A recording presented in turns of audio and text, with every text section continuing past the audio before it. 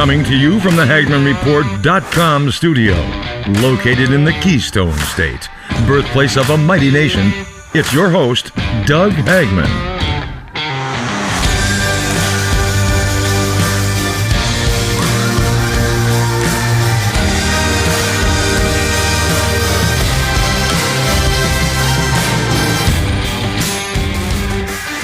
This is the Hagmann Report, where truth can't be silenced. HagmannReport.com, 2 N's on Hagmann. It's HagmannReport.com. Their video, audio assets. Drill down, choose the episode, the current episode. I want to tell you this, Brighteon, we're having a little bit of trouble with, so just go on over to Rumble, subscribe to Rumble. Hopefully we'll get the Brighteon aspect worked out, but we're on numerous platforms, audio, video, but especially audio, numerous platforms. Global Star Radio Network, I want to say thank you as well. And, of course, video, Rumble. Subscribe to our channel, The Hagmann Report on Rumble. Please do that. All right. But the home base is HagmannReport.com. I'm coming to you today to tell you that everything that we've seen, and this is based on my research as an investigator, my contacts, my sources, the people I speak to, the people who talk to me, everything we have seen since last summer, I'll just say this, everything we've seen since the identification of SARS-CoV-2, the coronavirus, COVID, whatever you want to call it, right from let's even go back further than that. Everything that we've seen since Event 201 and even some events prior to that, but Event 201 forward, is an intelligence operation. Now, this is what this segment is all about. Folks, please pay attention to this. Everything that we have seen, everything you are seeing, everything that that's on social media, whether it be Facebook or Twitter, the two big social media giants, Facebook and especially Twitter, it's all an intelligence operation. Now, you may say to me, look, you're just some, rube on Rumble or some talking head. Who are you to tell me this is an intelligence operation? It's a good question. And I don't do this very often, but just let me take a minute here and give you my bona fides. 36 years as a credentialed, licensed, multi-state licensed investigator in the private sector. I've worked for Fortune 100, or I had clients as Fortune 100 companies, Fortune 500 companies. I've taken numerous forensic courses in actually 2 different countries. Here in the United States, from the crime scene investigative aspect, including but not limited to blood spatter analysis, to practical homicide investigation, to advanced homicide investigation, and so on. Certified in municipal police officer training back in, my goodness, that was 30 plus years ago. Actually, 40 years ago. And numerous other qualifications as the basis for my investigative status, my investigative license. Have worked over 12,000 separate investigations in the private sector, and also worked as an operational and informational asset for the FBI back in the 90s, and don't throw anything at me, and the Department of Justice back in the 1990s. So I do know what I'm talking about. All right. Court certified surveillance expert and active consultant to various departments. And I was an operational asset for the Pennsylvania State Police, New York State Police as well during the 1990s, early 2000s. And into the 2000s, an operational asset for the FBI, informational asset for the Department of Justice. So there it is. I'm coming to you in that respect. So I do know intelligence. All right. I do have the qualifications to say this. This is all an intelligence operation. Darren Beatty, Revolver.news said a few things that are of extreme significance about January 6, 2021, the disturbance at the Capitol. All right, now, I realize that that's kind of like picking up a book, if you're looking at January 6th, and kind of going to the back, 2/3 of the book and starting there.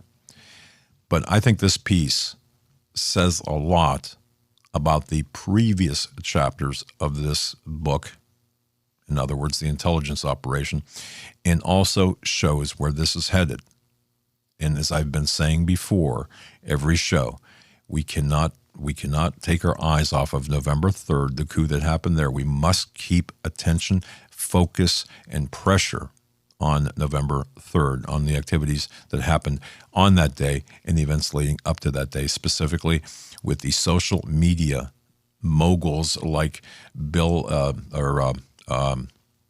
Zuckerberg and his wife, having different NGOs and different organizations that impacted the voting process, the influx of money into secretaries of state, the influx of money into various election key battleground states, and the acceptance of that money by, and I will say this with deliberation, by intelligence assets, whether they're elected officials or appointed officials or volunteers.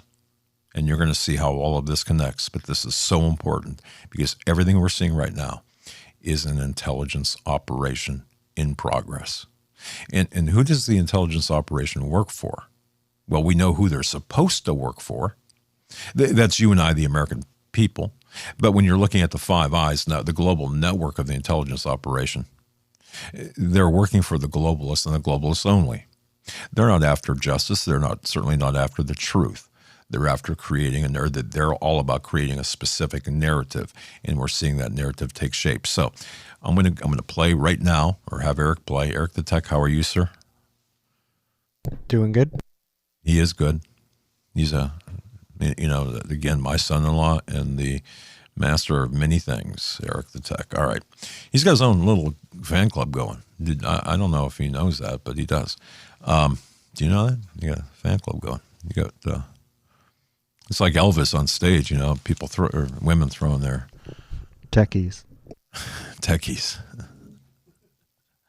All right. You've got to laugh and smile a little bit when you talk about this, because this is deep. All right, so we're going to play. This is from the War Room, Steve Bannon's War Room. This was yesterday, I believe it was yesterday, when Darren Beatty from Revolver.news appeared and specifically addressed the intelligence operator, or specifically addressed January 6th. And the clip is titled, although the word operation in the on the War Room is misspelled, the clip is titled Jan 6 Looks Like an Intelligence Operation. And when I saw that and compared other things to that, and then looked at Darren Beatty's research and then spoke with some other people, everything that we're seeing is an intelligence operation. But let's play this clip. Folks, pay attention specifically to what Darren Beatty has to say about not just January 6th, but about the Whitmer, Governor Whitmer, Gretchen, that kidnapping operation. And then as you're listening to this, keep in mind the events of 2001, but also the events of 1993, the World Trade Center bombing of 1993, and subsequent operations from 93 forward. Now, you could go back from 93, and you can identify various intelligence operations. But really, it appears to me that the coziness between the Five Eyes, between the American intelligence into the Five Eyes, the integration there, along with the globalists, really took root in the 1990s. It was always there to some extent, but the 90s really changed everything. So let's play clip one without any further ado. Okay, let's play. We got a cut from last night. Darren Beatty is living in the head rent-free of the mainstream media, but I got to tell you, the polling number, 58% of the American people think that something's not right with this committee. right? They're not supporting. I think it's biased. And I think one of the reasons Darren Beattie has been driving the narrative, don't buy all the tiers, don't buy everything like that. Let's talk about the FBI. Let's talk about not a failure of intelligence. Let's talk about what really went on. Let's play this clip from last night. What Ron Johnson said about the FBI, and I want you to listen to Tucker Carlson back in June.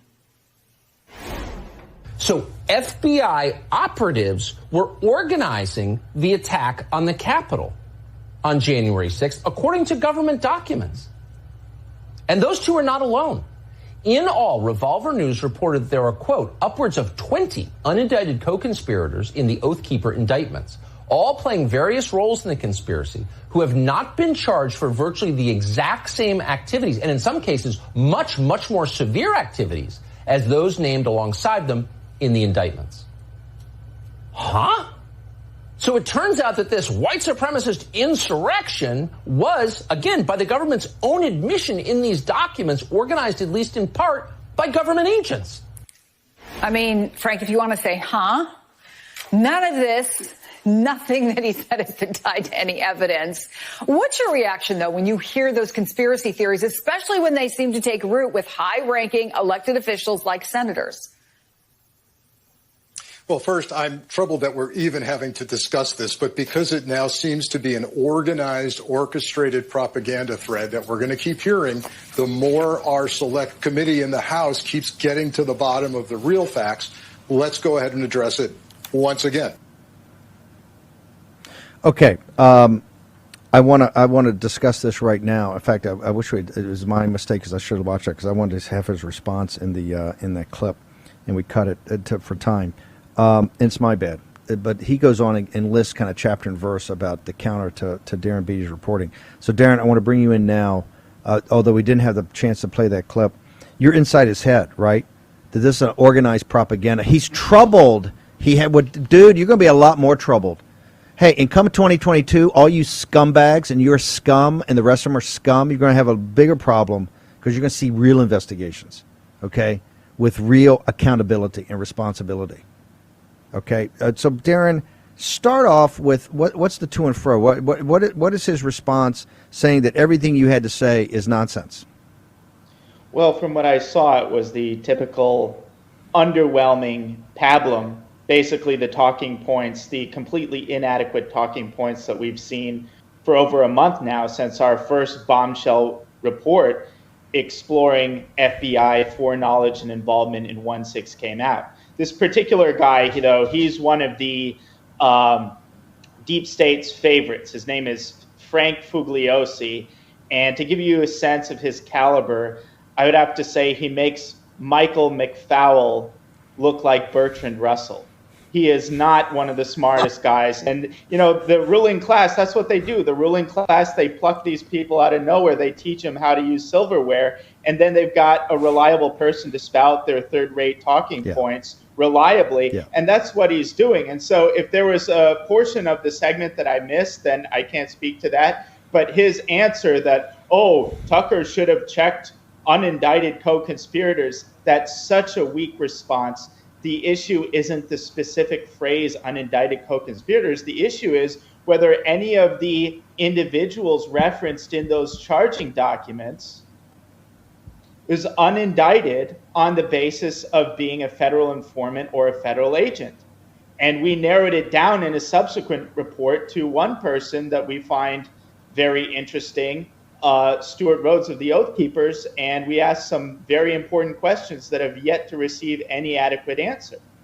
And another thing I'd like to point out at that segment, journalistic malpractice, is CNN doesn't ask him the direct, pointed, relevant question, well, do you think there could be some federal informants in these militias? No, they don't ask him that at all. They completely give him an opportunity to skirt the question and give this non-answer about unindicted co-conspirators. It was MSNBC. I think it was actually the Brian Williams show, and she was sitting in as a. He's on. Hang on. But they also didn't ask. Talk about journalistic malpractice. If you were not a propaganda machine, you would say, "Hey, I see Tucker's thing in your response, but talk to me about Michigan.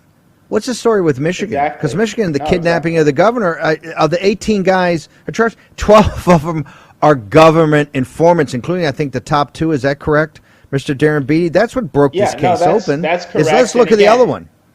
Yep. And again, Revolver.news, we were the first to report the Michigan case in light of 1-6, long time ago in that first bombshell report. And I'm happy to see in this Washington Post piece that we talked about that Ron Johnson, albeit privately, apparently this was a private conversation, but he's starting to ask the very question that Revolver.news was asking over a month ago, namely, how is it plausible that the government had 12 operatives out of the 18 in this Michigan plot, which is similar to the so-called Capitol siege across every dimension? How is it possible that they had an infiltration ratio of 12 out of 18 and they were caught completely flat-footed on 1-6? The media is just not interested in asking any of those pointed questions related to 1-6. They were apoplectic about our first report when we refined it to look at the head of the Oath Keepers. Completely quiet. Nobody's interested in asking these questions. And of course, the whole purpose of the 1-6 investigation is to reinforce the false narrative and to deflect and distract from the one question that matters, namely, was 1-6 an intelligence failure, as the FBI claims it is, or was it an intelligence operation, as it increasingly looks like it was? What about this poll that came out that said 58% of the American people, they saw the crying, they saw the gnashing of teeth, they saw the phoniness of last week, and they already think this thing's a joke? What do you think about this poll that came out? I mean, I'm surprised the numbers are as high as they were, but the whole procedure is a complete sham, and I think it's a sham even independent of the real reason it's a sham. The real reason it's a sham is it's not willing to explore the one question that matters. What was the government's involvement? What was the FBI's involvement and other agencies' involvement? They don't want to touch that. That's why I think it's a sham. But as a matter of spectacle, performatively, it simply looks ridiculous to have all these people crying and lobbying out these hyperbolic accusations that are in all likelihood not true. I don't find the officer who said, oh, people were yelling racial slurs at me, I simply don't find that believable. And if that's the case, they would have produced video evidence of it months ago in order to reinforce the narrative of a mob of white supremacists. Real quickly, they say there's 14,000 hours they have not put forward. Is this 14,000 hours of video that has not been, is that correct, is what you're hearing? I don't know the exact number, but there's a tremendous amount of footage that we don't see, and we're seeing selective release of the footage in a very bizarre fashion, and really, again, not consistent with the government telling the full truth of what happened and not allowing people to survey the evidence themselves. And also, in the case of the pipe bomber, they seem to be completely uninterested in actually catching the person by releasing all of the footage of this so-called pipe bomber. Right. Real quickly, you're on Twitter, and go to revolver.news. Darren Beatty's up on Twitter. We'll put that in the live feed. Also, revolver.news, you got to go there every day. Darren, thank you very much for joining us in the War Room. All right. Did you notice, if you just kind of listened but really didn't listen to Darren Beatty, did you catch any names during that interview? I think you did. And did you catch the context in which that name was mentioned? I think if you were paying attention, you understand. So why this? Why 1-6? Why just take this out of midair and throw it right here at the beginning of this segment? The reason being, all right, the 1-6, the events of 1-6 will expose, just as previous historically accurate accounts of the 93 World Trade Center bombing, and I would even dare say Jack Cashel, his investigation in TWA 800 going back, in history, and other such events. We can pick out these events like, it's evident, it's transparent. So why 1-6? Why this disturbance? Because there is a commission, obviously, now that the Nancy Pelosi has created, kicking off people that really were supposed to represent some level of getting to the truth. In fact, but no, we're not going to have that. In fact, every member of that commission is a staunch antagonist to President Trump. All right, that's fine. Remove the politics for a moment, if you can. In a political subcommittee, it's difficult to remove the politics, but just mentally remove the politics for a moment. What is Darren Beatty saying about this particular event? What's between the lines here? This was not an intelligence failure. Not in the least, 1-6. Now, the mainstream media, including Fox News, some people on Fox News, want you to believe that this was a failure of intelligence, along with a failure of appropriating assets to the Capitol to protect the people's building and so on, and to protect the people within that structure. But when you take apart the planning, and this is so important, the planning that led up to January 6th, you will find the fingerprints, latent as they may be, or as obvious as they may be, like a fingerprint or a palm print in blood. That's obvious. Latent, of course, not so much. But you will find the workings of our intelligence agencies in that event. Working with groups, some patriotic groups, and this is why, even though we are all calling for us, the patriots, to work together, there is infiltration. And I want to caution everyone, there is infiltration in the patriot groups, there is infiltration in the alternative media. Okay, and it's not who you think it is, or it's not who, he's controlled opposition, they're control, whatever. No, it's easy to say, but it's more difficult to prove, except in cases like you just saw, okay? When Darren Beatty's taking this layer by layer and exposing this intelligence operation. So what does this even mean? What are you babbling on about? Well, here's what I'm trying to get across. In the context of our freedoms, the United States Constitution, and everything our country stands for as a republic, and this includes our laws, this includes our elections, this includes our, as Mark Levin says, language, borders, and culture, or Michael Savage, language, border, and culture. This includes all of that, because right now we've got more than a crisis at the southern border. And I don't have this clip, but Steve Bannon also interviewed the head of Latinos for Trump at the southern border. And she had said, look, what you are being told by Abbott, Governor Abbott of Texas, about the National Guard being down there and about, people being arrested and so on and so forth, is not the truth. She's down there. It's like, it's very simple. In fact, if we can, Eric the Tech, that's so important. If you can go to Bannon's War Room, now that we're on this, hopefully I'm not going to mess you up too much. If you can go on Bannon's War Room and get that clip from, let me see, from the head of Latinos for Trump, and I can tell you what it is here. Talk amongst yourselves, right?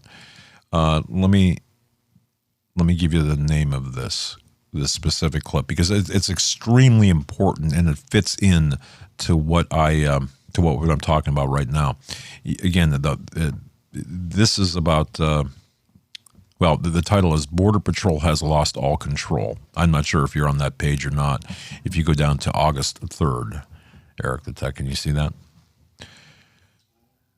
All right. So it's I can't even tell you. It's about it's quite a ways down, and the title of the video is "Border Patrol Has Lost All Control," and if you cue it to the 3-minute mark, that's where it really gets good. So, in the interest of time, but the fact of the matter is that the southern border, that is being controlled by the globalist Five Eyes. The primary 5 intelligence agencies that control everything that's going on in the world. All right. The same intelligence operatives and operations that are behind the Steele dossier, that are behind the Russiagate operation. You might have forgotten about this, or you might have think, oh, those are just, those are political hacks and political attacks against President Trump. It's more than that. It's deeper than that. And it also exposes the compromise of the judiciary. And again, remember, I've testified in court, federal, state, local, hundreds of times, in criminal and civil. So I do know I know the process, and I know I know how these things operate. But this is so important to understand. You've got a Republican governor in Texas who's saying, look, I'm doing everything we can. We're arresting people on the streets. We're arresting illegals on the streets. Are you really? Okay, go to the 3-minute mark and start there. And folks, the entire link will be at HagmannReport.com in the program description box. I would urge you to watch the entire thing, but in the interest of time, start at the 3-minute mark and just listen to what this woman has to say. Again, she's on site, and she knows what is taking place. Here it is. Around data, evidence, science. We told you, complete free fall if you keep the pressure on every day. And this battlefield, this war's got many different fronts in the battlefield, okay? And we're going to go to all of them today, from the anarchy in our cities, to the anarchy in our finances, to the anarchy in our economy, to the anarchy in global affairs, particularly the southern border, and on election fraud. Also, I want to tell Denver, not right now, I want to get Seth Keshel's, that fabulous map that Captain K, Seth Keshel's done for the thing. We'll get to that later. Okay, I want to go first to the tip of the spear in probably the most important fight we got. Of all the important fights we got, right, the most important is out there at the new Concord Bridge in Arizona. I want to bring in a fighter's fighter, Wendy Rogers, former Air Force pilot. Senator Rogers, she's senator in Arizona for the audience that gets us in Japanese and Mandarin. She's a true fighter in a state senate. First off, there's a free fire zone now between Maricopa County executives, Dominion, and the Senate. I just want to make sure our audience, particularly our international audience, have to understand how you have to fight for democracy every day in a republic. Are you comfortable that you guys actually have the power to enforce your will to get to the bottom of what happened in 3 November? Senator Rogers? Well, thanks, Steve, for having me on. I'm talking to you from Phoenix, near the Capitol, and I'm absolutely comfortable having the plenary power that the U.S. Constitution gives us, the state legislature. And as I've said before, but for such a time as this. Yesterday, I went into the office at the Senate office building. As you know, we're not in session. And so I wanted to know if Dominion and if the Maricopa County Board of Supervisors, if right, each was stop going that to... For a moment. Stop that for a moment. Wrong clip. I did send you the specific clip that I sent you the URL. But one thing I want to tell you about the southern border, and we have to ask ourselves this: what's the solution? And I apologize for that. And there's nothing we can do. I can't edit it out. But what's the solution when the federal government fails, not only fails to secure the southern border, but is an active participant in the largest influx of illegal aliens, criminals into this country in American history? Ask yourself that. But how is that even made possible? How is that even possible? It's got to be with the assistance of the intelligence community, because the intelligence community provides the infrastructure to prevent that. So it's, again, the southern border is not a failure. It is an operation of the intelligence community. Have the right clip right now. Let's go for it. The 3-minute mark. Go ahead. And letting the illegals in. I don't see them being arrested. There's still bailouts on a daily basis happening in the counties. One of the other problems also that has been reported is hospitals down in the South are reporting that they don't have enough nurses now with the uptick in COVID cases. They are desperately asking nurses to come back to work. We have a crisis now going on in the hospital because, number one, either the nurses don't want to work because they are in fear, or number two, they don't want to be told that they have to mandatorily be vaccinated. So we have huge problems. This is an ongoing problem. Is Governor Abbott lying to the people of Texas, and is he lying to the Republican Party throughout the country? And is he lying to the American people? Is you're saying because every day he's saying, I got Texas Rangers, DPS, National Guard, and they're down there to arrest people. You think Huffines going to be tough, or Colonel West is going to be tough? I'm tougher than anybody. I'm tougher than Trump. I'm going to build a wall and I'm going to arrest everybody. Is that happening or is it not happening? Is he lying to people? Listen, I'm not holding back. He's lying to people. He sat there in Del Rio, Brackettville, and gave a statement saying he was going to finish the wall, build the wall. He rolled out, the little barbed wire fence, okay? I don't know what that's going to do, okay, because the cartel can cut through that.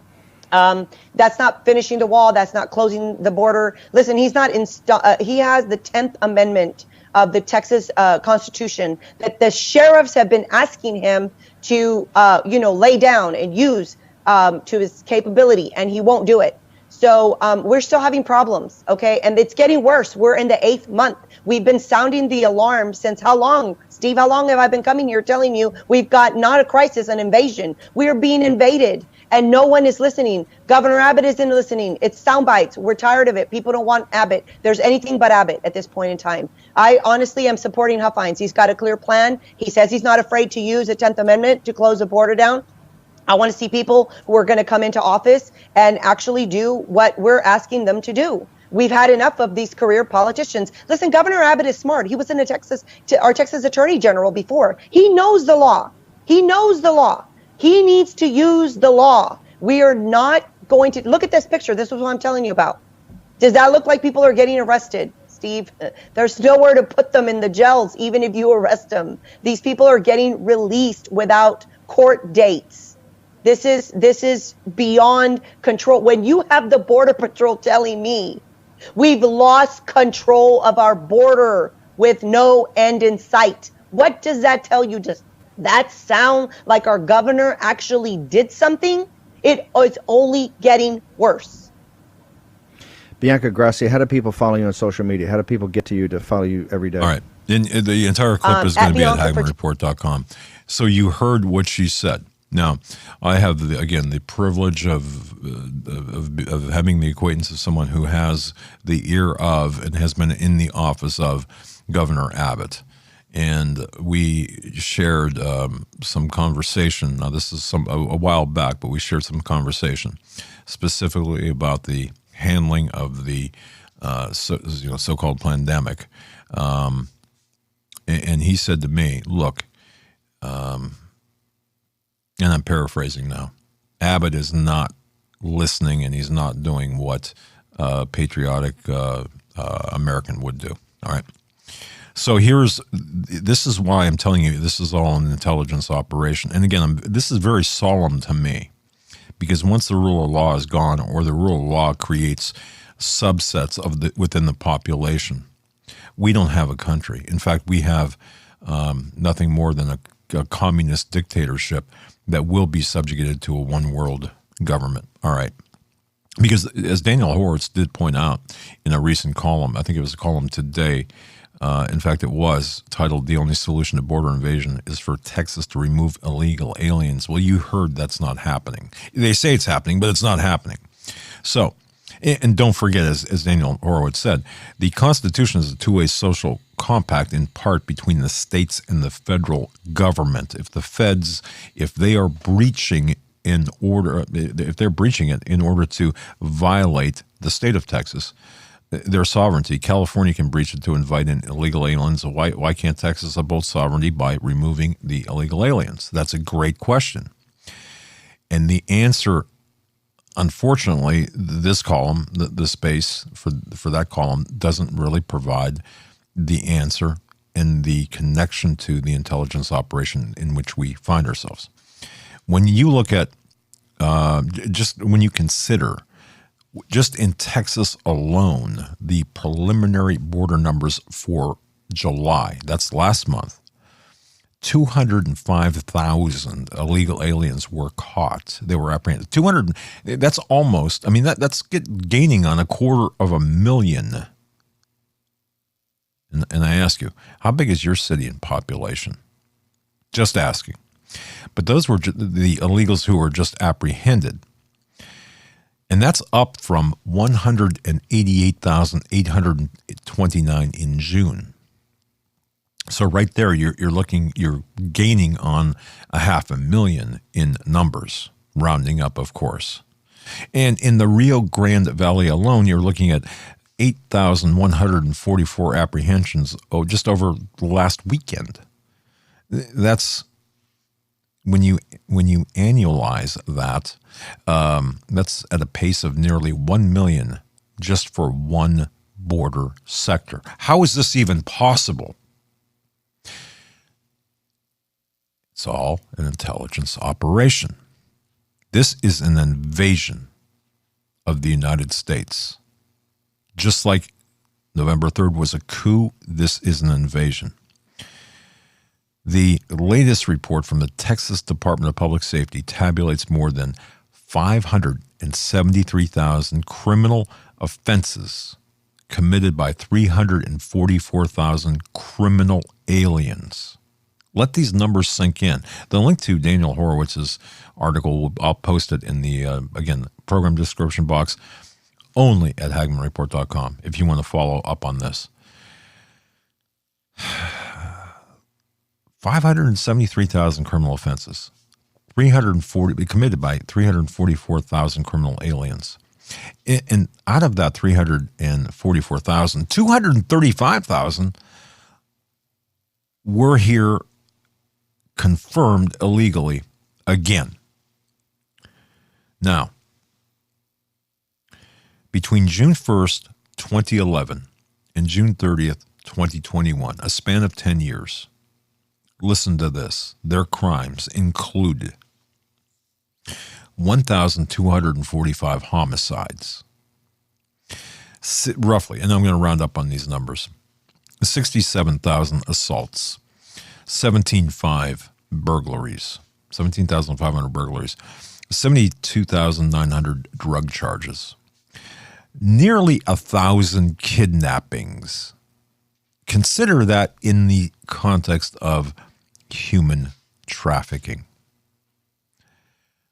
33,335 thefts, 4,155 robberies, over 7,000 sexual assaults, and over 8,300 sexual offenses, 8,317 weapons charges. But those numbers only account for those who are already in the system. And what I'm saying is those are by the feds who had previous encounters with the feds and have a matching fingerprint in the system. So when you look at those numbers, I will tell you right now, those numbers are extremely low. But I hope you can grasp the significance of these numbers. Now, what does this have to do with January 6th, for example? The fingerprints of the facilitation of what happened on January 6th are the same fingerprints at the southern border. Now, I want to do this again. I want to do this in order where things are. Well, how does this relate to what's going on today? The government has to keep you distracted. They have to keep you away from the truth. They have to keep you locked up, locked down, locked away from everything in order for you not to find this information out. Recently, Dr. Shiva had said because of a lawsuit when he was running for office, he had found that Twitter had a portal for specific intelligence agencies. In other words, the intelligence agencies have a backdoor into Twitter to delete comments, political in nature, that they didn't agree with or didn't like. It didn't have to be political in nature. It could be whatever. It could be a link to this show. That just came out last week or this week.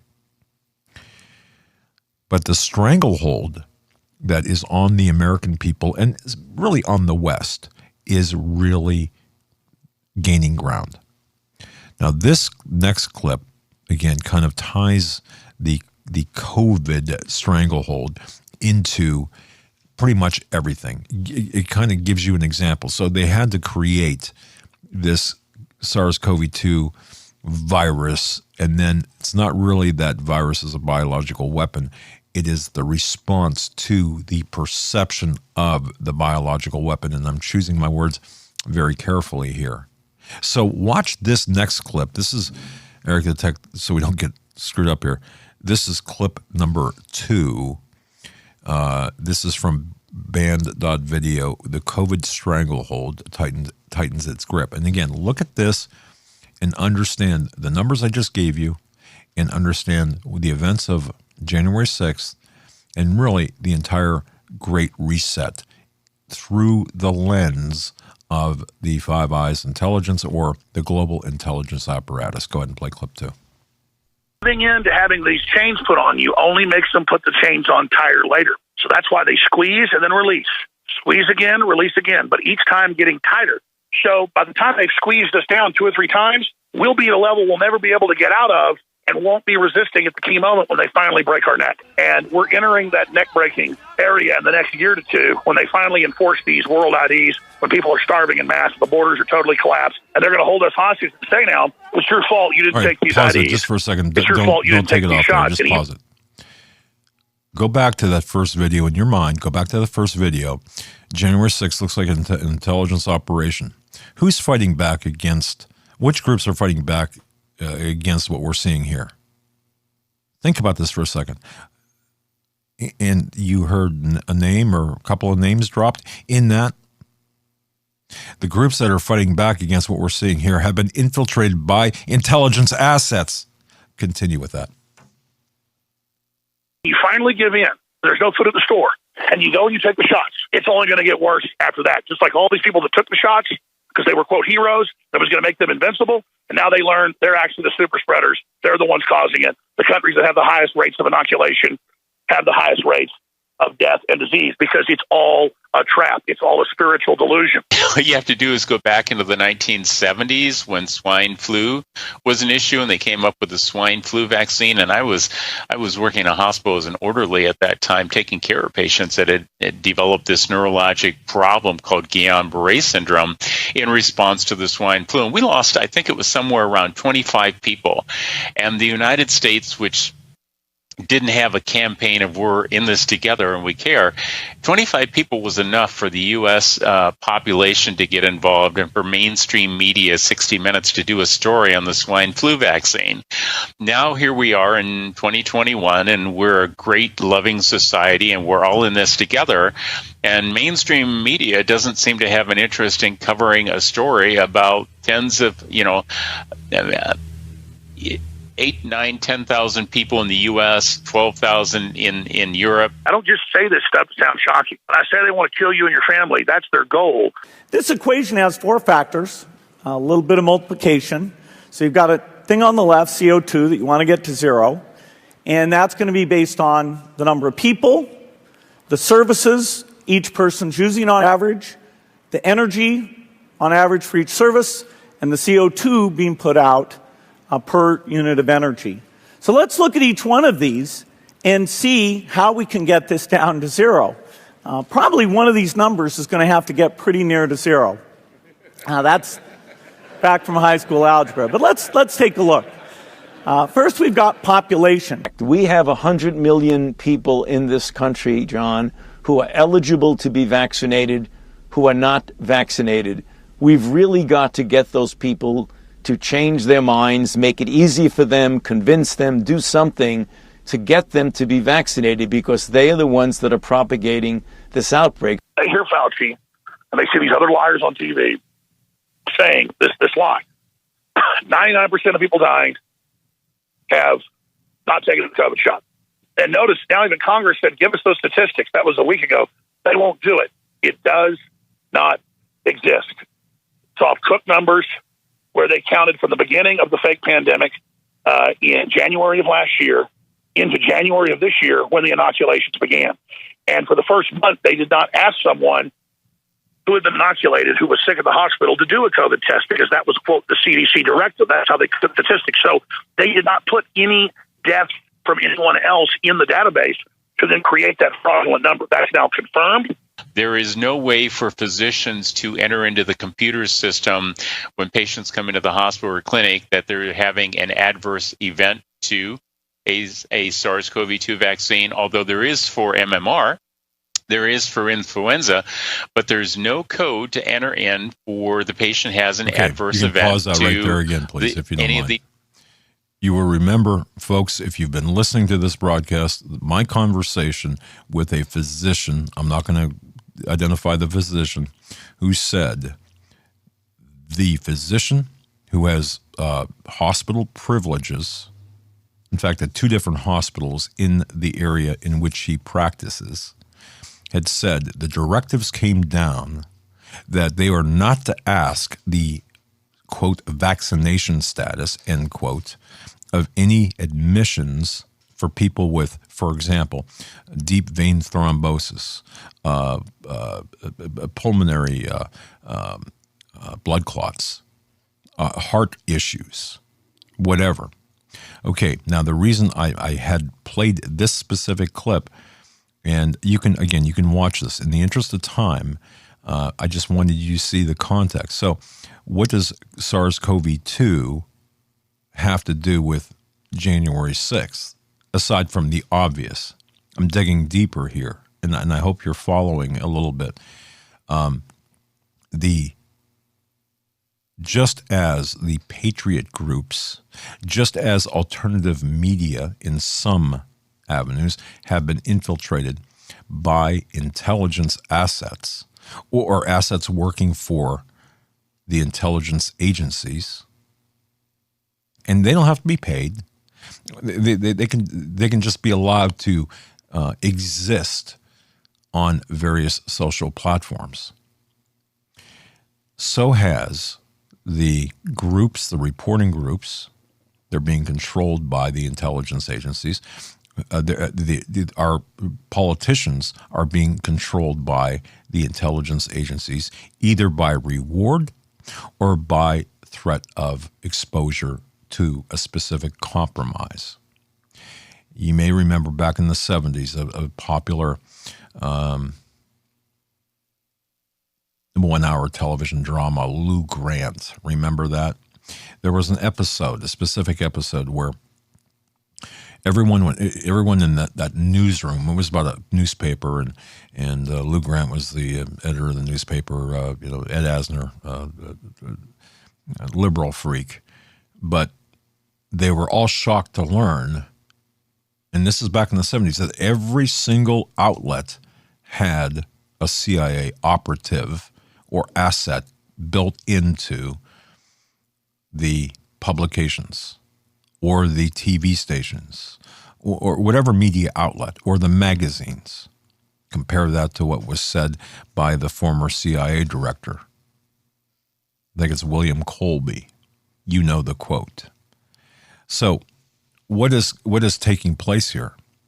This is all of this can be traced back to the American intelligence and the Five Eyes. One more clip. This, again, the execution of this stranglehold from that clip you just saw. Who's going to execute the rules? Who's going to execute? Is it going to be the military? I'm sure at some point. But before that, at this level, at this next level, who's going to be executing what they want done? It's going to be the intelligence agencies through surveillance. Remember, the back doors to your iPhones, the back doors to your email, the back doors to your social networks, they're going to make sure you comply. But on the overt side, the more overt part of this,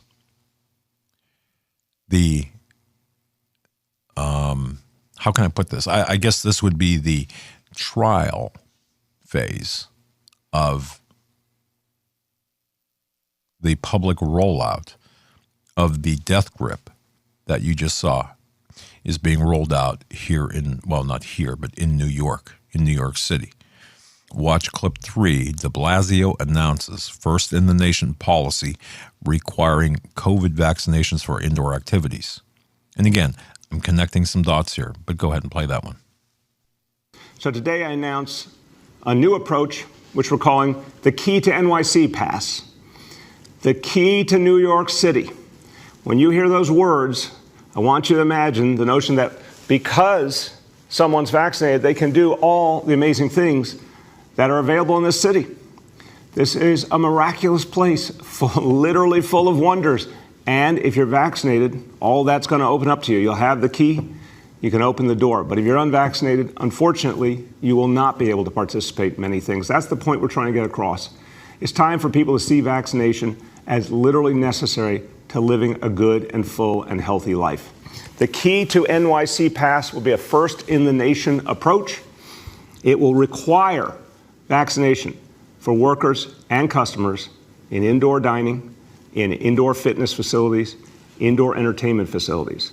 This is going to be a requirement. The only way to patronize these establishments indoors will be if you're vaccinated, at least one dose. The same for folks in terms of work. They'll need at least one dose. This is crucial because we know that this will encourage a lot more vaccination. We've seen it already. We've seen the impact of the mandate we've put in place for city workers already starting to move people to vaccination. We've obviously seen the positive impact of incentive as well. We'll cut that short as well, again, in the interest of time. Again, what does this have to do with January 6th? What does this have to do with November 3rd? The fingerprints of the intelligence agencies are there. Look at this picture. I mean, in closing, look at this image. This was compiled. I don't know who compiled it, but it was on, I believe it was on one of the social, it was on Twitter, I believe. But check this out. What are the odds? What are the odds? Look at every tweet. Different person tweeting out the very same words, the very same sentiment, the very same message. Some of them word for word. Does that look like, I don't know, a coincidence? No. That, folks, to me, is an exhibit to show you that this is more than AI. I mean, AI is just the mechanism to an end, the mechanism that provides this. But who's behind the AI? Who's programming this? It's the intelligence agencies. This is why you see no one getting caught, or no one getting prosecuted, I should say. This is why you see unfettered access at the southern border. The stand-down orders. This is why you see, for example, Cuomo not being indicted for the alleged sexual crimes. This is why you see the two-tiered system of justice, because of the infiltration, because of the compromising information or the reward approach to the various institutions by the people who are really running things, and that is the subservience to the globalists, which would be the intelligence agencies, whatever you want to call them. And to Mr. de Blasio, yes, we don't want to come to your rat city anyways. And you know, I know you've got family, extended family, and friends in New York City. Well, Eric the Tech, how are they handling this? I know they don't like him. They don't like him. So what do we do about this? Because, hey, it's a pretty formidable enemy. Lock your doors. Go for it. And we fight. But we have to continue exposing what is taking place. Did I even come close to making sense on this? All right. Eric said, yeah. That was a weak yes, but okay. I just want people to understand who we're up against, what we're up against. AI is a mechanism. The lockdowns are an approach. The infiltration is almost complete. Patriot groups have been compromised through intelligence assets. Remember, I was one, but in a whole different context. Okay, back 30 years ago. But I understand how they work. All right, with that, let's bring Richard Proctor on. Richard Proctor, ProvostInstitute.com. The constitutionality of all of this is in question. Do we even have a constitution? But something that was said, it was about the economic factor of this. You know, the money is being pushed into the system. And by the way, ProvostInstitute.com for Bathroom Economics. It's a great book. It's a super book if you haven't read it. Even in the post-constitutional world or United States, Bathroom Economics, there it is. It's one of my favorite economic books, but it helps you understand the system today. The system now is designed to crash. It's not sustainable. The influx of money into the American system, folks. This is going to bring about the Great Reset. So if you want to know the structure that is being attacked, that's going to and dismantled to bring in the Great Reset, read Bathroom Economics, read the Liberty series, and even if it's just for posterity's sake, read Saving the Constitution. And also, Richard Proctor has every week a specific podcast on a specific topic. It's called Saving the Constitution with Richard Proctor. Go to Rumble. There it is. Bookmark that website. Follow, subscribe, whatever you do, but watch it. Because it's a download of 1 hour download, roughly 1 hour download of information that you need to know. And it's through the lens of the United States Constitution and our founding documents. Richard Proctor, thank you for your patience, flexibility. And I have to say this, apparently some sort of snafu communication happened. We were going to have Clay on today, and I got a cancellation notice when we didn't even have the everything set up. So I was waiting for somebody to set it up, and it didn't happen. So I apologize for that. I'm not sure it was on my end, but it just kind of went south. So we'll try to get him on next time. Richard Proctor, ProvostInstitute.com. Welcome. Good to be here, Guy. Good to be here. Yeah. I listened to your discussion here about Lou Grant and that show in the 70s. Remember that? And I don't remember that one, but I do remember in 1920, Walter Lippmann was assigned to do the task of writing the articles to control the media. That was his Council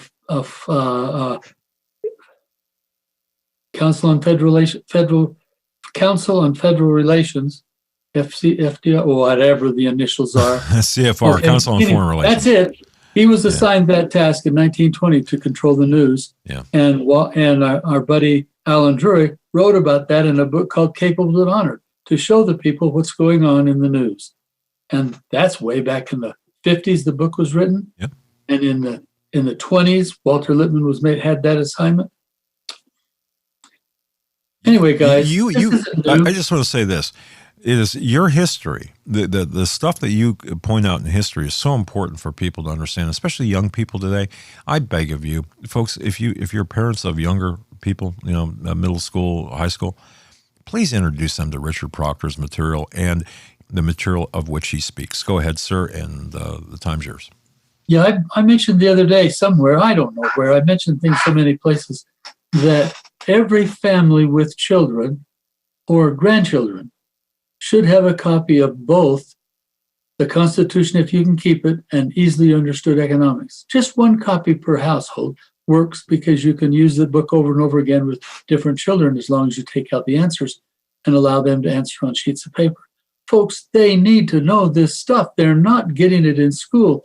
Even if you're not homeschooling, you can give your young child an assignment in the evening to read and write and answer the questions. And if they can't, have them read it again. Folks, you need to do this. Our people need to know. Homeschooling doesn't matter. These two books will help your children understand what's going on in economics and the Constitution. And you'll never get it anywhere else in the system of education. These two books are the only ones that are teaching economics as it should be and the Constitution as it should be for the youth. And the others are the only two teaching it for the adults. That's called Bathroom Economics and Saving the Constitution. They're the only ones for the adults, the same subject. Folks, this needs to happen. And I'm just mentioning it. Now, Doug, you mentioned a few minutes ago another item about money. What's the drive here? Well, yes, money's the drive, but the main thrust of that money, the main amount, the main target, the main source, the main foundation is our debt structure. Every debt you have, anybody, even if you use a credit card, anytime you use a credit card, see, that's debt. Anytime you use a credit card, anytime you borrow money of any sort from any bank or federal credit union, anytime you borrow from those organizations or use a credit card from those organizations, you are a part of creating the money to destroy our economy, our country, our lives. How? Because every payment you make is profit to the bank since they paid it with funny money anyway. They didn't pay it with any cash in their vault. They paid it with funny money. So since it was funny money, it was money created. And money that's created in the banking system can be used 9 times. And every bit of the profit of all that created money goes to the Federal Reserve every day. And from the Federal Reserve to the owners of the Federal Reserve, which are major banks in the U.S., which are a part of the Federal Reserve System and a part of the European banking system. So the profits from those banks all go to the European banking system. And in the European banking system, their owners are the Rothschild Group, the Illuminati. And they're the people who then transport that money back into the United States and by our politicians, Soros, Gates, they're 2 of them. They're the same. That's what they're doing. That's where the money comes from. Gates went in there with $60 billion, I think. I don't think he's touched a dime of that, just made more. They give him the money he needs, or he's a part of receiving the money he needs, just like all the rest of them. And we, in our debt system, are sending it to him. We have a consumer debt of over $21 trillion. That's not the federal debt. That's consumer debt. That's debt that we have signed the dotted line saying we will pay. Every dime of every payment on all of those loans goes as profit to the international banking establishment, and they bring it back and control our country. We are digging our own grave with this debt structure. It was started mainly in 1913 when the Federal Reserve was established for the purpose of creating debt, for the purpose of controlling our country. All the way back to 1913, the Federal Reserve was established for the purpose that I just went through just now. And that's the way it is, isn't it? That's the rest of the story. That's what it is, guys. It's terrible. And we're part and parcel thinking that we're helping ourselves. Don't borrow money unless you have to for a car or a house or something like that. Don't borrow money. Now, I talked last week about the cashless society. Well, we didn't call it that. We called it coin shortage. That's what we called it, coin shortage. That's not what it was. It's to go into the cashless society. What is the cashless society? we're back in economics again, but it's all constitution, economics. That's why my degree is political economics. You see, political economics, they tie together like a glove in the hand. They're a part of it. So the cashless society is a way to force you to use credit cards or other checks, anything, as long as it goes through the Federal Reserve System. You write a check for $1.50, Federal Reserve System sees it.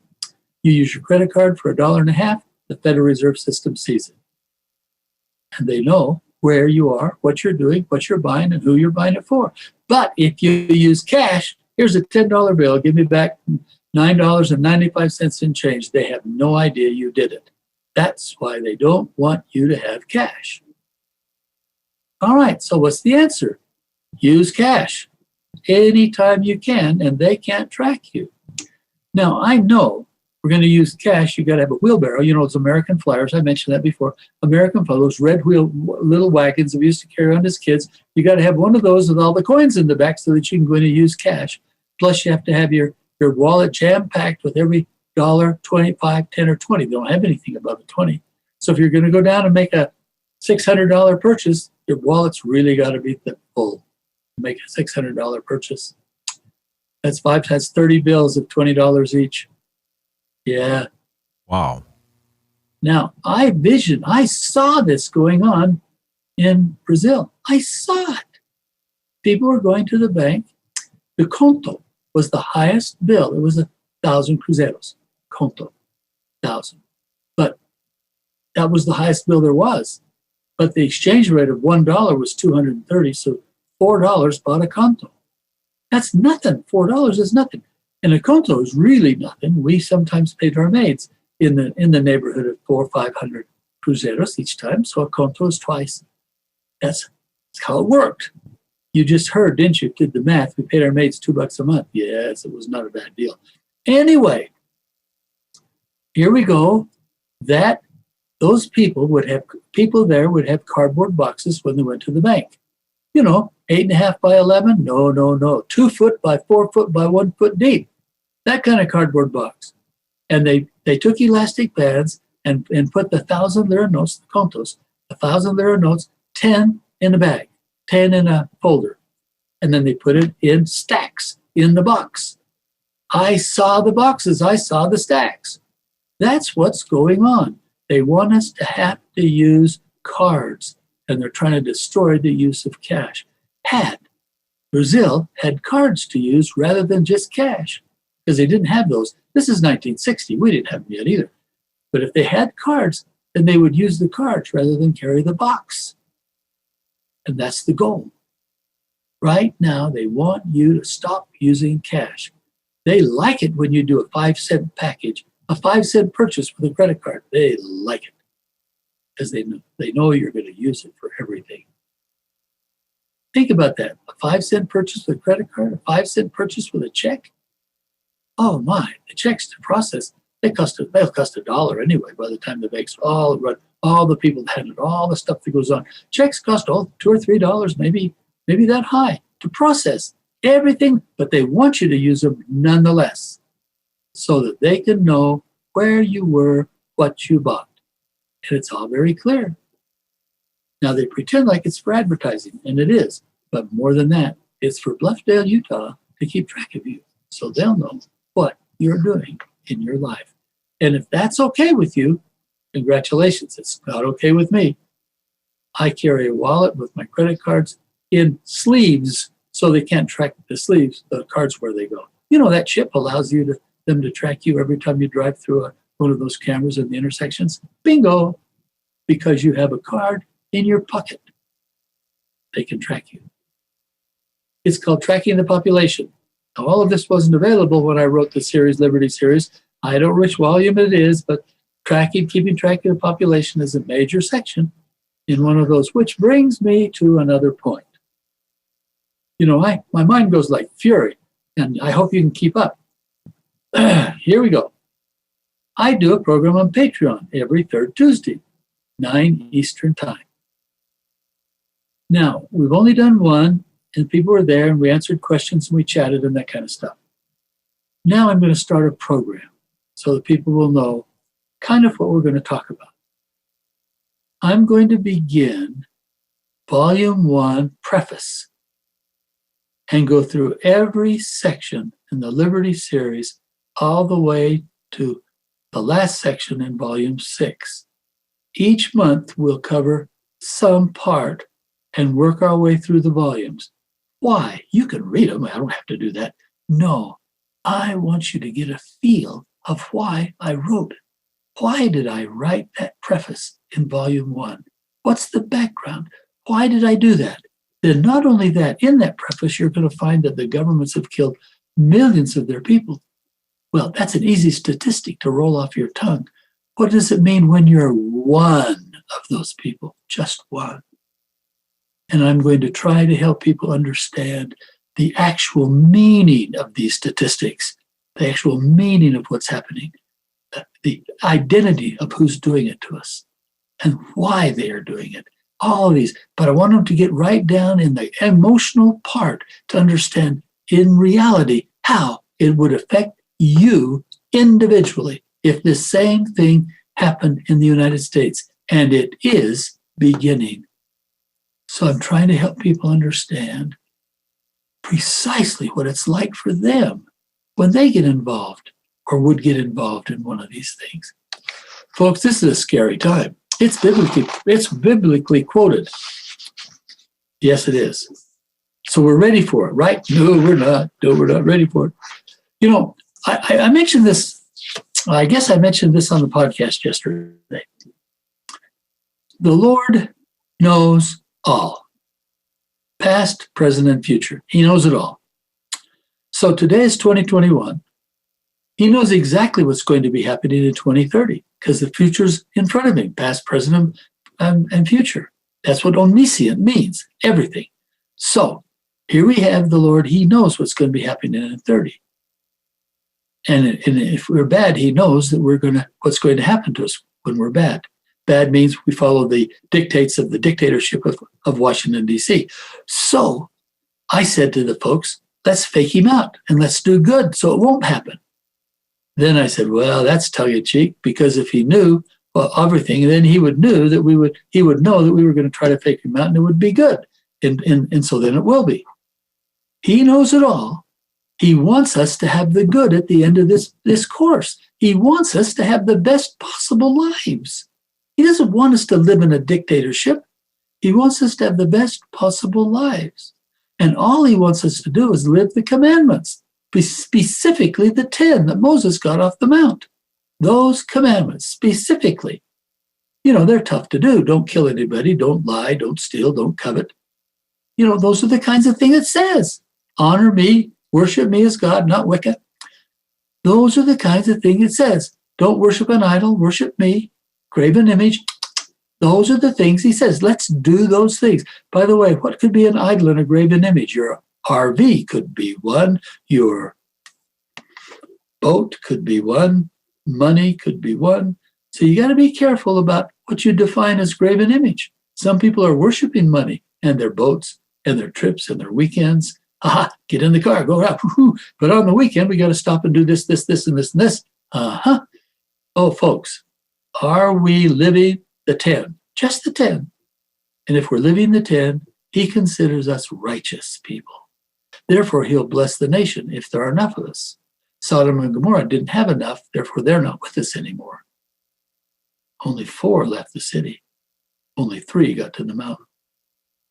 Okay, folks, that's what I talked about. God knows what's going to happen. He wants the best for us. And he's blessing us every time we do his commandments. Now, this wasn't supposed to be a ministry today. I wanted to talk about the Supreme Court today. So we're going to change course again. That'll be what, 3 times, 4 times in the last 10 minutes? You're allowed, brother. Okay, here we go. I'm going to talk about 4 separate decisions of the Supreme Court. I don't know. I don't know exactly what my time's left. I know it's 11:30 by my clock, but everything that's happened, I don't know if I'm going to stop it at 10 minutes after 12 or not. So I'm just going to aim for what happens. The first one I want to talk about. Remember, this is the Supreme Court. What do? They decide about the constitutionality of all the laws. Well, that's not what they're supposed to decide, but that's what they do. And we accept it. We say, oh, yeah, the Supreme Court said it. It must be true. Okay, well, now let me see. I want you to answer this question. The Supreme Court said this in United States versus Butler, 1936. The Supreme Court said to Congress, you can spend any money you want, regardless of what the Constitution says. So you don't have to worry about Article 1, Section 8, paragraphs 1 through 17. They're not important. Just set it aside and do whatever you want to do. It doesn't matter. Don't worry about the welfare that was meant in the preamble and in Article 1, Section 8, paragraph 1. Don't worry about what that said. That's not important. Do whatever you want. Redefine welfare to be taking care of any one person anytime that one person needs anything. You know, I needed a stick of gum the other day, and so I went down to the government and got money and went out and got a stick of gum. Well, no, I really didn't, did I? But there's a whole bunch of people going down to the welfare office to get their checks or their money this week or month. Same thing. I just did it with a stick of gum. And that brings us to welfare. No, that doesn't bring us to that. Stop. It brings us to another item in that same case, United States versus Butler, 1936. See, that's where I wanted to stay. After they talked about what Congress could spend their money on, and they were very clear, you can spend it on anything you want, which means Aunt Martha's TV set. Anything you want. They also said right after that, just a few paragraphs, anything the Supreme Court says, they didn't say it that way, they said anything we say is constitutional. We are the Constitution. We decide what it says. We decide everything that goes on in this country. We decide states' constitution. We decide states' laws. We decide states' votes. We decide everything that happens. Now, I'm talking about all federal judges, not just the Supreme Court. It's all the same package, though. Federal judges, Supreme Court, and all the other courts, federal courts, all the same package with all the same rules and all the same goals. So here we have federal court saying we can say anything we want, and it is constitutional. Does that ring true to you? It's right there in black and white. All you got to do is look up U.S. versus Butler, 1936, and read it for yourself. It may ring accurate in terms of, if that was not a rhetorical question, it may ring accurate in terms of what they stated, but is it consistent with the laws of the land, the Constitution? No. Well, see, that's the key. That's the key, folks. Anybody with a modicum of intelligence and knows how to read just a little bit can go to Article 6 of the Constitution, where it says in paragraph 2 that the Constitution is the foundation of this country's law. Then it says, right after that, the laws of the United States that are in accordance with the Constitution are the supreme law of the land. Both of those statements are true. But if the Congress makes a law that's not in accordance with the Constitution, i.e. the Money Act of the Corporation Act of 1871, that's not in accordance with the Constitution, therefore not valid. It's very simple, guys. Just a minute, I got to scratch my nose. Somebody's talking about me somewhere. But anyway, see, so that's what paragraph 2 says. Then it goes on one more step, and this one the Supreme Court doesn't know anything about. Well, they really don't know anything about either of those two paragraphs. But the next part of that same, so this is paragraph 2 now still. Any treaty made or which shall be made under the authority of the United States. Well, now that's what it says precisely. What is the authority of the United States? Nobody bothers to ask that. It's the Constitution and the laws made in accordance with the Constitution. See how simple that is? So a treaty that is not in accordance with the Constitution and not in accordance with the laws of the United States is null and void. And that means the UN better move its property, its stuff off our property, because it's an illegal organization in our country. That's what it means. We signed it. We send money to them. We send most of their budget. What are we doing? How stupid are we? Here we have a section of the Constitution in Article 6, which is precisely correct, inspired by God, says if the treaty does not go in accordance with this document and the laws of the United States made in this document, the treaty is null and void. Out of here. Gone. And it doesn't make how many senators ratify it. It ain't true nonetheless. And the fact the senators violated it tells you how much they know about Article 6, paragraph 2. Then we go into paragraph 3. Same section, same article. Go into paragraph 3. And it says I'm paraphrasing now, I'm not going to quote, it's too long to quote this. I'm going to say it just succinctly and completely. Every person in government, elected person in government, every executive, legislature, judicial, in any government, federal or state, I better not say any, federal or state government, any federal or state government must swear an oath or an affirmation to support this Constitution. Okay, well, there you have it. So now we know who the foundation is. In paragraph 2, we know what the laws are in paragraph 2. We know what's legal and what's not. Now we go to paragraph 3, and it says, and every one of you dudes signed an oath, took an oath that you're going to support the Constitution. So immediately that you ratified the Treaty of the UN, you are not taking your oath, and you should be now impeached. We have many people in Washington, D.C. that don't utter a word anytime during any day of the year that wouldn't cause them to be impeached if we follow the Constitution correctly. I was asked the question, if you had anything you could do, anything you could say to the colonists in 1787, 1778, when they were writing the Constitution, what would you say to them to add to it, to fix the problems we're seeing today? And I said, well, let me tell you what I would say.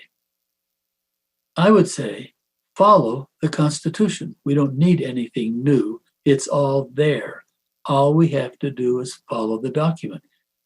He didn't really like that, so he kept asking me more questions, and I kept going back to follow the Constitution. It is accurate. It's an inspired document. If we would just follow the Constitution, 99% of the problems we have with government would be gone. But that following the Constitution had to begin in 1790, 18 months after ratification. Already violated the Constitution significantly. What was that violation? That was the violation of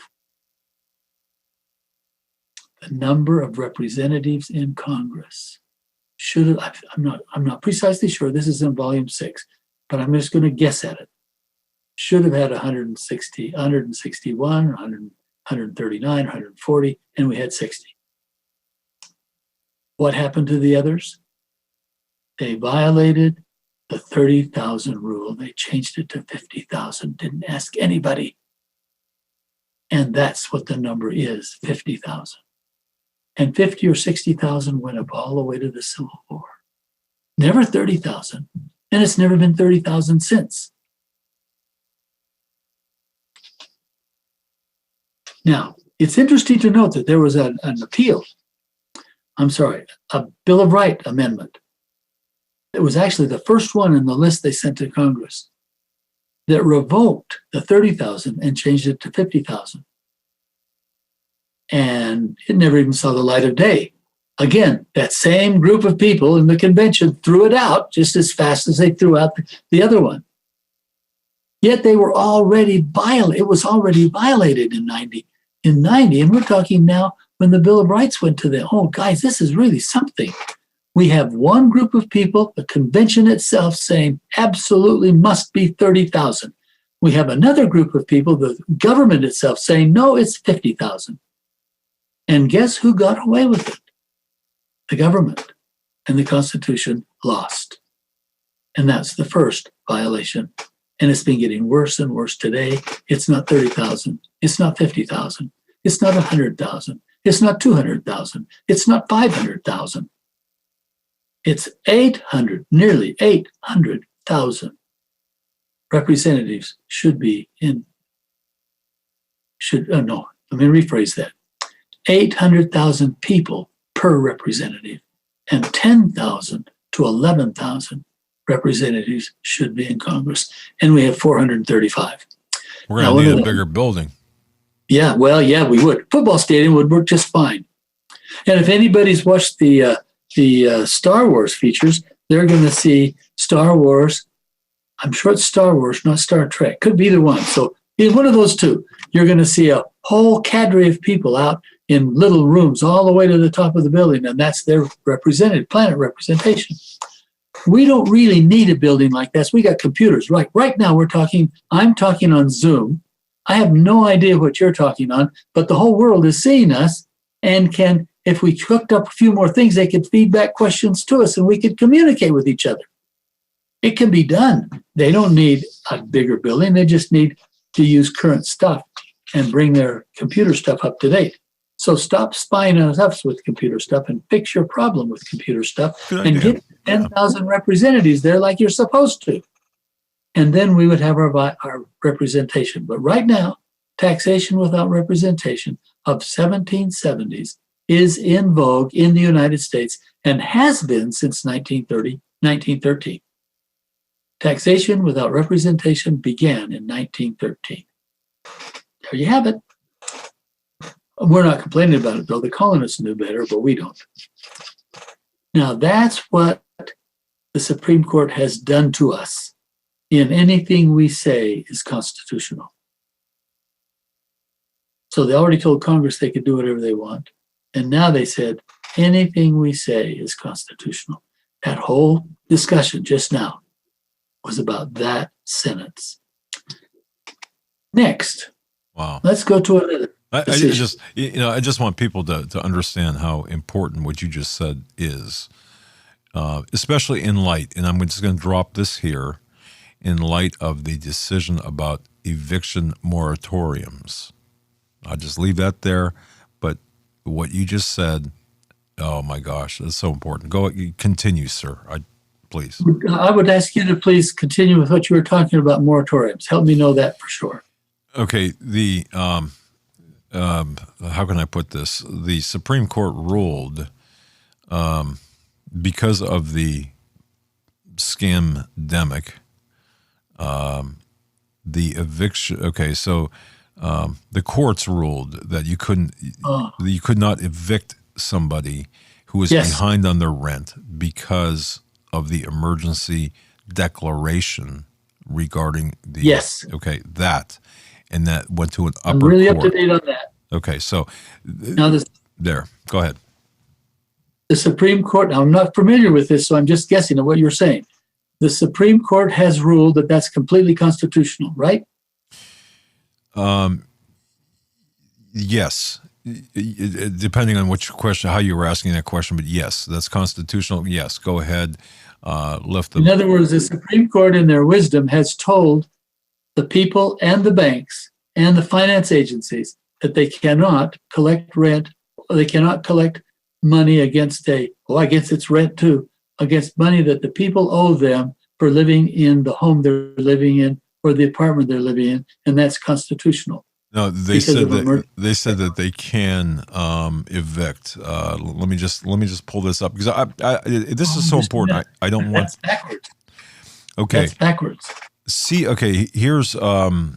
Let me just be very clear on this because I don't want to misquote anything. I don't want to agree with the Supreme Court though. Anyway, so be very clear. The CDC announces new eviction ban despite Supreme Court threat. This is, now I'm actually quoting a leftist. This is from Politico. Now I'll just read this and then take it for what it's worth. The Biden regime, that's my word, on Tuesday announced a new targeted federal eviction ban to replace the one that expired over the weekend. So there was a ban. You couldn't evict somebody because we're in a crisis. Oh my gosh, the world's ending. So it set up a potential clash with the Supreme Court. The CDC, their new ban will apply to counties experiencing high levels of community transmission of COVID-19 and it'll last until October 3rd. Now, let's see here. Where does the Supreme Court come in on this? Boy, a lot of words without saying much. It's called doublespeak. Yeah, the Supreme. Okay, I'm going to get away from this. The Supreme. Okay, the Supreme Court news about eviction. This essentially the Supreme Court stated, blame the Supreme Court for the lapse eviction moratorium, not the White House. Okay, we're going to go to Vox. Maybe they'll use less words and more meaning. So on Sunday, a federal eviction moratorium, which intended to prevent renters from losing their homes in the midst of a pandemic, expired. At its height, let me see here. On Sunday, House Speaker Nancy Pelosi and her Democratic leadership team put out a perplexing statement. Although the Supreme Court bears primary responsibility for the end of the eviction moratorium because of previous litigation in the federal system that went to the Supreme Court, and that's my insertion there, we're going to extend it regardless of what the Supreme Court says. There it is. So in other words, I think that's very interesting. I have to agree with the Supreme Court decision once, several more times than that. But there's one time when if that's exactly what they did, they got it exactly right. Okay. I hate to say that. But yeah. Right. No. But who do you think is behind this whole thing? You don't have to pay your rent or your mortgage. The World Economic Forum is behind it. Oh, okay. Yeah. World Economic Forum. Because you see, this is what's happening. Just think about this. Put it all together. That's what you have to do. You have to put all together. Last year, people stopped paying their rent because they couldn't pay it. Then they got permission to not pay it. All the way up until now. Then they put it back in again so they could continue to do it. Who causes that? Well, it's the people behind. It's the international banking establishment, the banks, the power, the money. Why? Have you ever heard of the Great Reset, the debt reset? Of course you have. What is the debt reset going to do? Absolve you from having to pay your mortgage. All of a sudden now we have millions of people who are going to be homeless the minute the pandemic is over and they have to pay their rent and they can't. So now they'll put in the Great Reset and everybody will say, oh, we're for that because we'll get to keep our home and we won't be kicked out. Do you see the pattern here evolving? Thank you. Yes. That's what this is all about, guys. Yes. So more people will want the debt reset because so many are going to be kicked out of their homes the minute that emergency thing goes away. The same minute. So one can argue that the Supreme Court in this specific decision is actually facilitating the Great Reset. Yes, you can, absolutely. Okay. They're making a correct statement, and it's facilitating the Great Reset. Yes. Biden and Pelosi and company want to continue it, but at some point, the Great Reset will be needed. So then they'll stop it. So all the people that are going to lose their homes have got to do something or go out on the street. I mean, think about it for a minute. Here's a guy who hasn't paid his rent. Now, my current requirement to pay mortgage is $1,800 a month. Now, if I had that for 18 months, I would now owe $32,400. How many people have $32,400 sitting around? And if you don't have the full amount, the banks will take your home. You don't have the full amount, the banks will take your home. They don't let you put it on the end. They say they might, but they don't have to. The contract doesn't put it on the end. They say they're going to put it on the end. But the bankers could turn around and say, no, we're not going to put it on the end. It's not a part of the contract. The contract is up on January the 15th, 2030, and that's when it's up.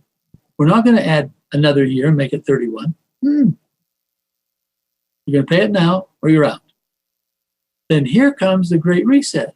The government says, tell you what, if you'll just take the Great Reset, simple, just sign this paperwork, and you will be able to stay in your home. And you won't lose it because you don't have $32,400. Now, the small print at the bottom of the Great Reset says, when you sign this, your property becomes property of the government. That's what it says, small print at the bottom. But you still get to stay there until a month, 2, 3 months down the line when they move other people into your home, and you either move into one room or you move out. Because you don't own your home anymore the minute you sign the Great Reset. Sure, you don't have to pay the $32,400 because the banks will take you from you. So you sign for the Great Reset, and then the government takes you from you. What difference does it make?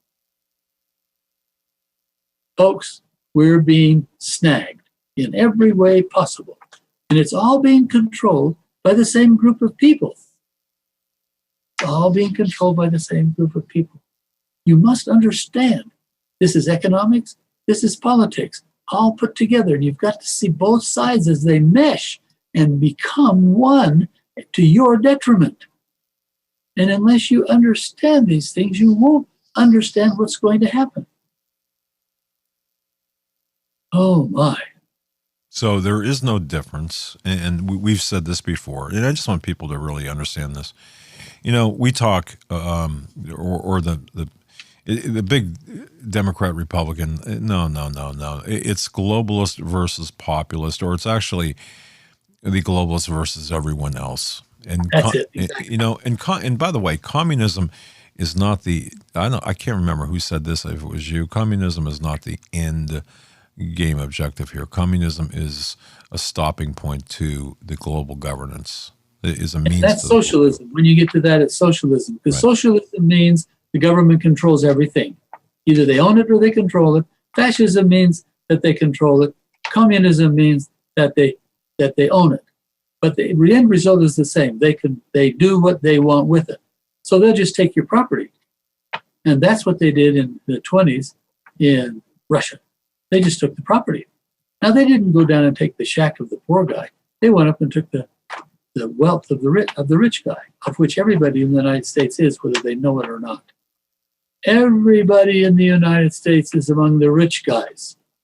I don't care if you're on the welfare rolls, you're still among the rich guys. Why? Because you live in this country. And since we've developed such a tremendous homeless society now, the government needs someplace to put those people. And here comes the Great Reset. Now they're going to put those people someplace. Did you hear that? Did you understand that? May I interject a question here? Yes. Okay. Because I was talking about the how basically this entire thing that we've seen is an intelligence operation, in my view. Okay. Yes. Okay.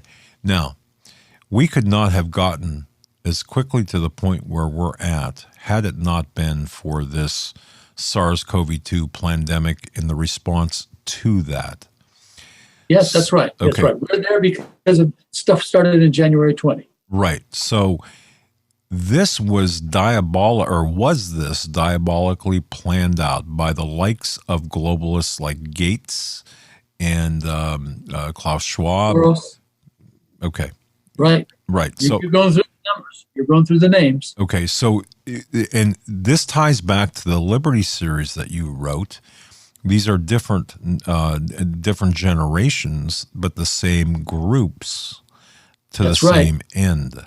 Okay. Same end, not the same people. They died.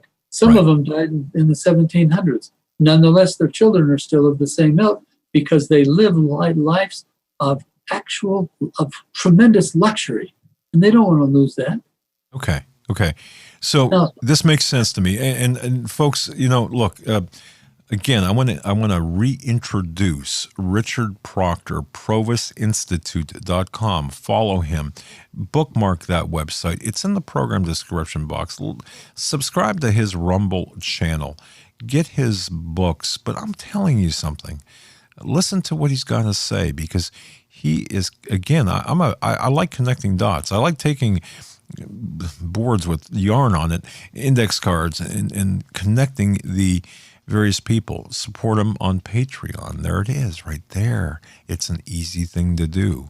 So we have this knowledge. Keep coming. Go ahead, sir. And then that $15 range, we're going to have our private meetings with the people who are willing. And we're going to talk about the Liberty Series, just like I just talked about, trying to bring it together. That's a piece of how we're going to talk on that. We're going to talk about how all these things are interchangeable. Who's doing them to us in a political and economic situation, because that's what the book's about. We're going to start with preface of volume 1 and go until we get to the last section of volume 6. And that's, I've got to tell you, having the Liberty Series, that's one heck of a feat, but it's doable. It is not something we're going to read. We're going to talk about why I wrote it and what it meant to me when I wrote it. Right. And that's going to be entirely different than I talk about any place else. No seminar, no podcast, nothing on Doug's show here will be the same as this. It's proprietary. And you know what? That's worth the price of admission. I'm going to tell you right now that alone would be worth the price of admission, given your level of knowledge, your experience, and the things you've written about. So I'm very impressed with how you're rolling this out. Continue, sir. I wanted people to know that they're going to have something different than I'm spewing forth in all the other places. So in the other places, I might touch these kinds of things, but I'm not going to go into the detail. The detail of, here's an example, just a real quick example. What happened in England when they sent 30 planes, bombers, B-29, B-30, B-25s, B-23s, B-25s. Later on, no, B-29s went to, it didn't matter. What happened when one of those planes went down? And how many came back? And what does that mean to the guys in the bar? I'm going to talk about that kind of thing. Personalize, not numbers. I'm going to personalize it. Every time a plane went down, 10 people died or were prisoners. Every time. They had to do 30 missions to be able to go home alive. And they lost a third of the planes every time they sent a mission out. Wow. Did not know that. That interesting. Think about it. Yeah. What's going on in England. Anyway, that's the kind of stuff. So people will understand why, what happened, and why I wrote about what I wrote about. Okay. Now, I was going to talk about 4 decisions, but I don't think Eric's going to give me time to talk about 4 decisions. We've got about 18 minutes left, so. 18 minutes. We just spent half an hour on one. 16 minutes. 16 minutes. I'm sorry. Go ahead. 16 minutes. Okay, good. Lots of time. Let's go to another instance. This is the second one that I want. And you guys can look these up. Prague versus United States, 1931. This concept about how are we going to do amendments to the Constitution became a big deal in the 30s.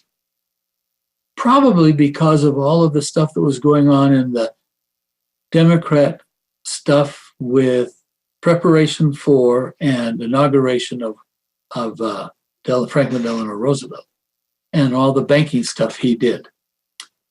But anyway, this is what had happened. There was a discussion about what does the Fifth Amendment say. Now, the Fifth Amendment really says there are 3 modes to ratify it. That's what the Fifth Article. The Fifth Article really says there are 3 modes to ratify the Constitution. One begins in the Congress, and when they send it out to the states and they've got to approve it. The other one begins with the states asking for a convention, which is what they've been doing and calling it a convention of states, but it's not. It's a constitutional convention. Whether people know that or understand it or not, it is a constitutional convention, and they can throw out our Constitution in its entirety when that starts. That's the second way they talk about amending a constitution. Now, when these people did it, that kind of a going to the states and having those kinds of things ratified was normal. But it's not normal today. It hasn't been done for centuries. Then it says there's ors and commas here. The first one, or the second one, or by conventions in 3/4 thereof. Now, those are the words. Comma, or by conventions in 3/4 thereof. The comma and the or set it apart to have three, count them, three separate items to ways to amend the Constitution. That was a problem. The federal government had no part of 3/4 thereof, conventions in 3/4 thereof. And the federal government didn't like that. So in the case, Sprague versus United States, the Supreme Court deleted the comma. That's all they did. They just deleted the comma. But deleting the comma made it read like this.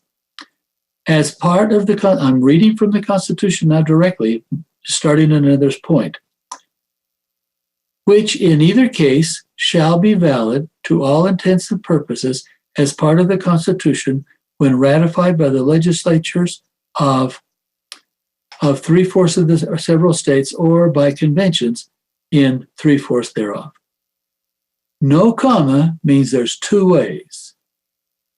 Because when you get no comma, then the ratification process either by conventions in the states or by the legislatures.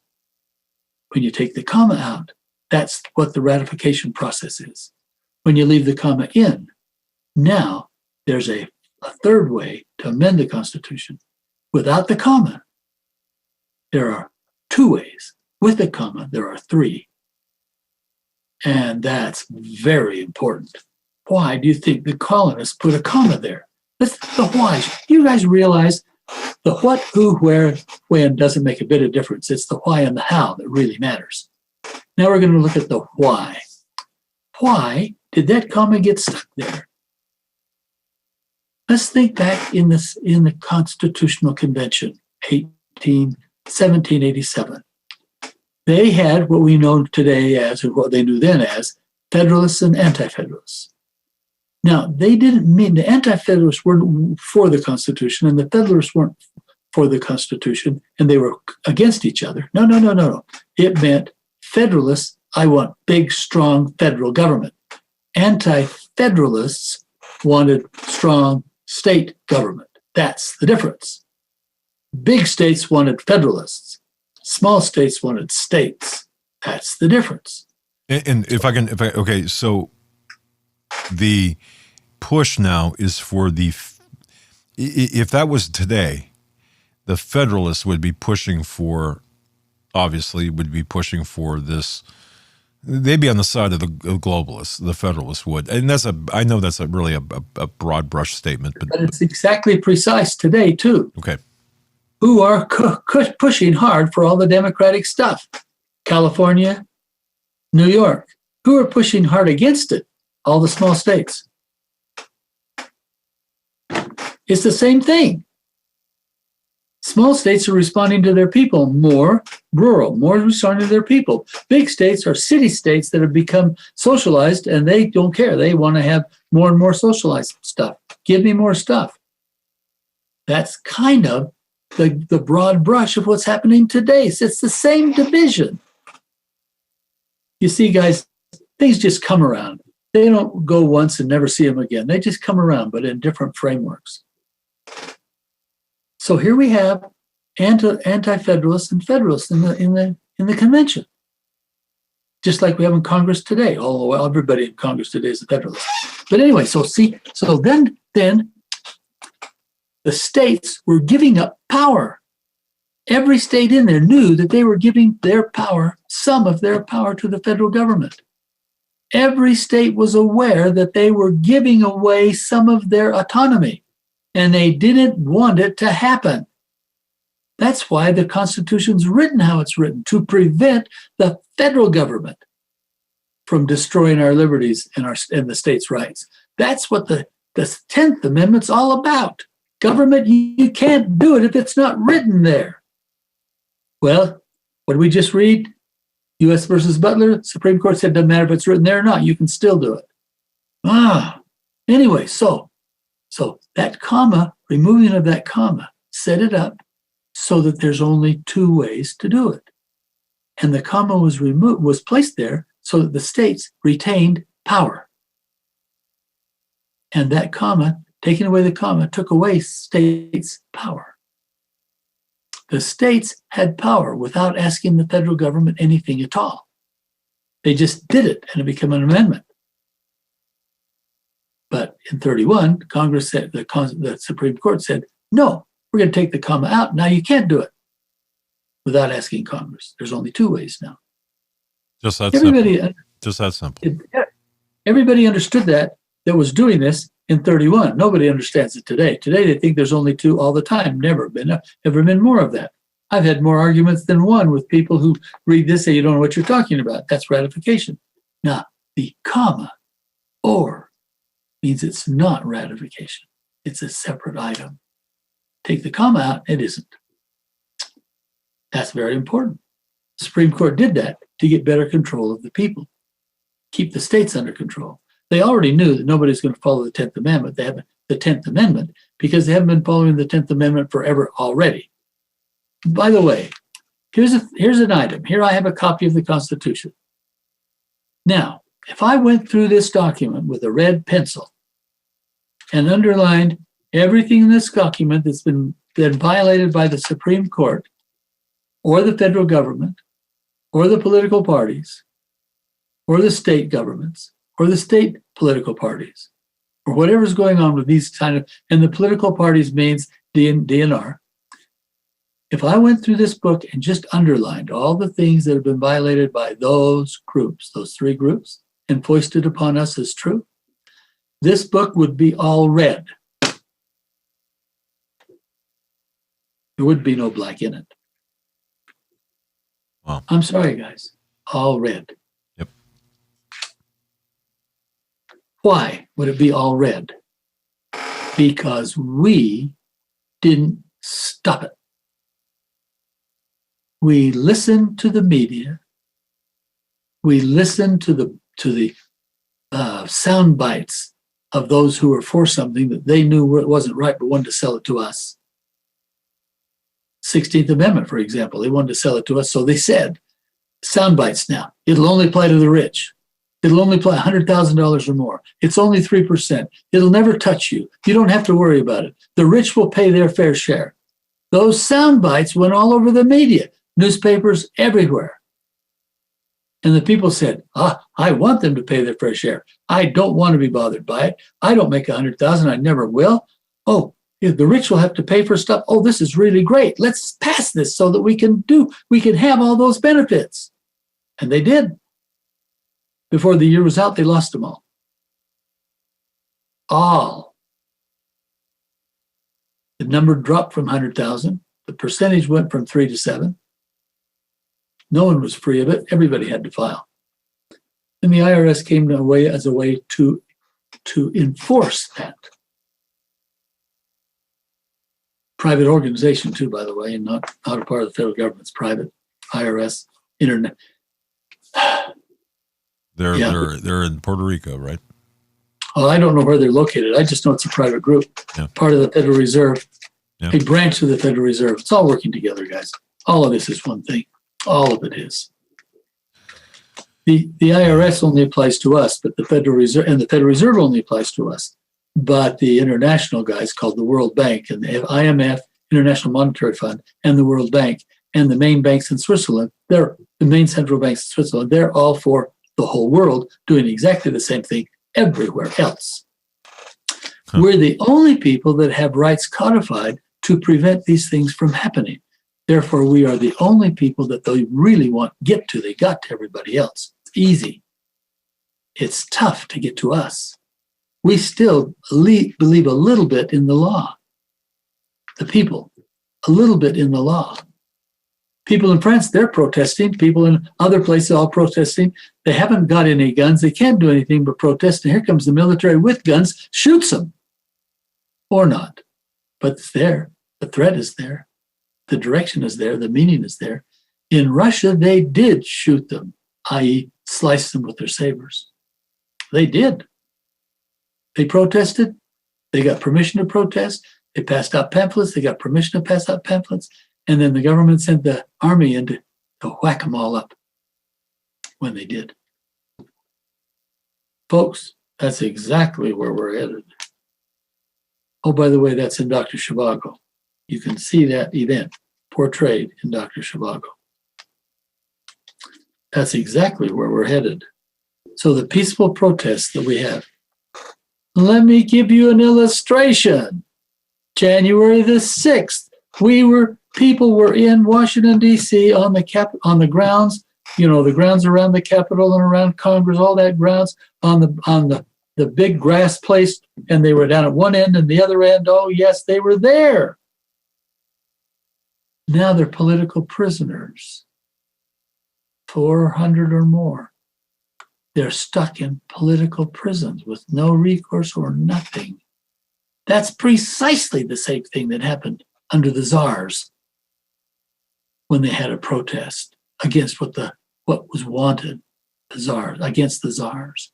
So the czars sent the military. First, they gave them permission to go do it. Okay, we were allowed to go do it. Then they sent their troops in to destroy it. In our case, the troops they sent in were the BLM, not the BLM Bureau, the BLM Black Lives Matter, and the Antifa. Those were the troops they sent in. Yep. They didn't send them in with guns and sabers. They just sent them in there to do stuff that they could then blame on the others, and they have. So then where they collected up as many of those people as they could find, and they stuffed them in prisons in Washington. Now they're sending the D.C. police out into every area so they can get more of those people and stuff them in prisons. Folks, we're in it. We're in it. Folks, it's bad. In the remaining 3 minutes we have, Dr. Proctor, I mean, to me, this is a very solemn hour. This is a very solemn program. I don't see a way out. I mean, short of, and I'm not advocating this, short of violence, I don't see a way out because we have given our consent. I know, but there could be if the people would just join the only party that wants to get it and move in a political means quickly. Yeah. And political means quickly means do recalls of the people that are there and put people in that will follow the Constitution. So somebody had a question on one of the comments. How do you join the Constitution Party? It's real simple. You go down to the courthouse, and if the Constitution Party is in your state, you go down to the courthouse and you switch parties to, from R to the Constitution Party. Am I right? Well, I believe it would be an option in every state. Okay. Because it is a legal party, so it will be an option in all states. Okay. Just check the box, and now you're a member of the Constitution Party. You don't have to do anything more than you did before, but you're a member of it, and it gives power to the party. And it's a real simple task, folks, and do that because DR not going to save you. The Constitution Party is, in fact, I think people are looking for solutions. It's already there. It's already there. I've been that solution for 2 years, and nobody seems to notice it. Yeah. If people had been paid attention 2 years ago, maybe we wouldn't be in the mess we're in today. And that's just 2 years ago. Yep. I was talking about militia and the Constitution Party 2 years ago. It's June of 19 when I started this on David Knight's show on InfoWars. Those two subjects, militias and Constitution Party. And if we'd just done those two things or even tried to do them, the people now, not the governments aren't going to do it, the people do those two things, we might not be in any of this mess we're in today. And here we are. Folks, the Richard Proctor, thank you so very much. Folks, it's Richard Proctor, provosinstitute.com, Liberty Series. And hey, folks, listen, that's a great idea. Patreon, go to provosinstitute.com, become a patron patron of Richard Proctor by signing up for Patreon. And you know what? Watch his shows. Go ahead, I don't have any reference to it in my website. Okay. Go to Patreon and join it, and then put my name in, and it should take you right to this page you're looking at. All right. So search that out on Patreon, and I will put a link to that in the program description box for this episode. Richard, thank you so very much for being flexible, and my apologies to Clay. I whatever happened. Got to go. Have a great night, folks. See you tomorrow. Steve Quayle. Good night.